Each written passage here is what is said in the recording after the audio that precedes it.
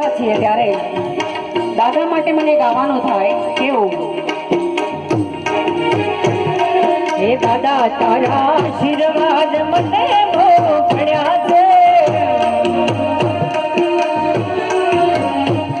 હે દાદા તારા આશીર્વાદ મને